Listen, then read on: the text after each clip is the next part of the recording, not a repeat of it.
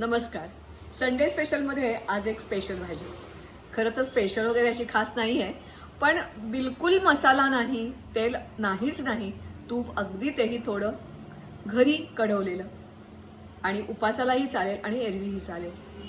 उपासाला म्हटली की अर्थातच त्याच्याबरोबर दरवेळेला वऱ्याचे तांदूळ, दाण्याची आमटी, साबुदाणा, मग भरपूर तेलकट अशा प्रकारचे साबुदाणे वडे, थालीपीठ असं करायची बिलकुल गरज नसते.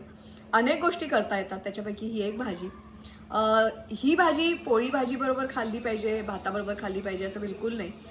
जसं आपण उपमा किंवा शिरा खातो तशीही आपण खाऊ शकता आणि मस्तपैकी एक बाउलभर भाजी खाल्ली की तुमचं पोट भरतं. एक ग्लासभर ताक प्या, जेवायची गरज तुम्हाला वाटणार नाही. चला तर मग बघूया कसली आहे भाजी. शिवरात्रीच्या निमित्ताने आज उपासाला चालणारी आहे कच्च्या केळ्याची भाजी. भरपूर फायबर, फॉस्फरस असलेली आणि त्याच्याशिवाय त्याच्याबरोबर काही लागतं असंही नाही, नुसती खाता येते. 3 केळी आणली, त्याची सालं काढली, त्याच्यानंतर त्याचे बारीक तुकडे केले. लागणारं साहित्य आहे फक्त तूप, जिरं, नारळ, मिरची, कोथिंबीर आणि अर्थातच यासाठी आपण कढई जी वापरलेली आहे ती लोखंडाची कढई फोडणीसाठी वापरली. फोडणी जिऱ्याची करून घेतली आणि मग त्याच्यामध्ये अर्थातच हिरव्या मिरच्या आणि ही कच्ची केळी कापलेली टाकली. हीट सगळीकडे लागलेली आहे असं सारखं करून बघा. मग मीठ घाला आणि परत एकदा चांगलं परतून घ्या. तोपर्यंत फ्लेम हाय ठेवा. परतून झाली, तुमची खात्री पटली की मग फ्लेम लहान करा, पाण्याचं झाकण ठेवा, मध्ये एकदाच फक्त ढवळा. 2 मिनिटात भाजी शिजते आणि मग त्याच्यात नारळ आणि कोथिंबीर मिसळा. भाजी तयार झाली. मात्र परत एकदा त्याचं टेम्परेचर नॉर्मल आलं की थंड पाण्याचं झाकण ठेवा. भाजी खायला तयार. मला वाटते पक्की केळी तर अनेकांना सवय असते रोज एक तरी खायचंच, पोट साफ व्हायला मदत होते म्हणून पक्कं केळं आपण खातो. कच्चं केळं मात्र फारसं आपण खाल्लं जात नाही. खरं तर कच्च्या केळ्यापासून अनेक पदार्थ म्हणजे कोफ्ता करता येतो, कटलेट करता येतात, चिप्स करता येतात, ज्याला कापं गोव्यात म्हणतात असे कापं होतात. कांदा लसूण घालून भाजी होते, चिंचगूळ घालून पातळ भाजी होते. याच्याशिवाय मला वाटते साऊथ इंडियामध्ये, नॉर्थ इंडियामध्ये याच केळ्यापासून वेगवेगळ्या भाज्या करता येऊ शकतात.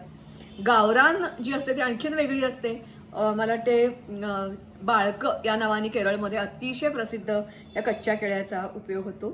थालीपीठ करता येते, चकलीसुद्धा साबुदाण्यापासून करता येते. पण आज आपण बघणार आहोत ती बघितली तुम्ही ती भाजी होती. कच्चं केळं खाण्याचे असंख्य फायदे आहेत. उदाहरणार्थ कच्चं केळं हे पिकलेल्या केळ्या एवढं गोड नसतं आणि दुसरी महत्त्वाची गोष्ट म्हणजे एवढं माऊ नसतं. आतून टेंडर असतं पण अगदी माऊ जे असतं तेवढं नसतं. दुसरी गोष्ट पटकन शिजतं.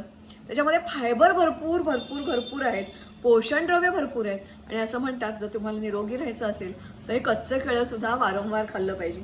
सगळ्यात महत्त्वाचं म्हणजे कमी कॅलरीज याच्यामध्ये आहेत आणि तिसरी महत्त्वाची गोष्ट म्हणजे हे केळ्याची भाजी खाल्ल्यानंतर किंवा काही कच्च्या केळ्याचा पदार्थ खाल्ल्यानंतर बराच वेळ पोटाला भूक लागत नाही आणि त्याच्यामुळे आपोआपच खाणं कमी होतं, वजन कमी व्हायला मदत होते. ज्यांना मधुमेह आहे त्यांना पण हे कच्चं केळं खूप चांगलं, पचन सुधारतं, मलनिस्सारणाला मदत होते आणि मला असं वाटते असं हे उपयुक्त कच्चं केळं. आज आपण ही अगदी साधी भाजी बघितली. तुम्ही बघितली असेल की ही करायला अक्षरशः 5 मिनिटं सुद्धा लागत नाहीत. काही जण सांगतात की ते विळीवर किंवा ह्याच्यावर तुम्ही काढा म्हणजे बाहेरचं साल जे आहे ते सगळं निघेल, पण सगळं साल काढायची काही गरज नसते. अगदीच वरचा जो भाग असतो, आजकाल आपण म्हणतो ना पेस्टिसाइड्स वगैरे मारलेले असतात, म्हणून तेवढाच फक्त आपण बटाट्याची सालं काढायचं जे यंत्र असतं त्यांनी काढलं तरी बास होतं. काही जण अगदी आतला भाग घेतात, सगळी साल काढून टाकतात. खरं तर त्याची मग साल काढायची असेल तर साल अशी काढायची गरज नाही, सोललं तरी ते निघतं. पण मला दरवेळेला हे असं आवडतं. लगेचच्या लगेच भाजी केली तर ती काळी होत नाही. काळी लोखंडाच्या कढईत केली तर किंचित काळी होणारच होणार, कारण लोखंडाच्या कढईतलं जे लोह आहे ते या भाजीमध्ये खेचलं जातं. मी तुम्हाला म्हटलं तसं भरपूर नारळ आहे, कोथिंबीर आहे, हिरवी मिरची आहे, मग वाईट कशाला लागेल नाही का. कित्येक वेळेला सुरणाची भाजी याच प्रकारे केलेली आणि ही केळ्याची भाजी असं केलं की तुम्हाला बाकी काही उपासाला दुसरा पदार्थ करावा लागत नाही. तुम्ही नक्की करून बघा. आवडली तर मला जरूर कळवा. आणि आजची आपण बघितली कच्च्या केळ्याची भाजी. तुम्हाला माहिती असेल की नाही मला माहिती नाही, पण भारतामध्येच नव्हे तर सगळ्या जगभर सगळ्यात फळापैकी जास्ती पीक जे घेतलं जातं म्हणजे केळ्याचं पीक. आणि केळ्याचं पीक हे कॅश क्रॉप आहे. केळ्याच्या असंख्य जाती आहेत आणि नॅचरली एका केळ्यापासून खालती दुसरा तिसरा चौथा असे कोंब येतात. आजकाल टिश्यू कल्चरनी चांगल्या प्रकारे या केळ्याची लागवड केली जाते. केळ्याच्या पानापासून त्याचा जो सोप असतो त्या सोपाचा सुद्धा आपण मागे कोशिंबीर बघितली होती. पापड करताना त्याचं रस काढतात हे तुम्हाला माहीत आहे. आणि केळ्याची पानं तेही खूप चांगली पौष्टिक असतात. मला वाटते कोकणामध्ये त्याच्यात सांदणं वगैरे करतात.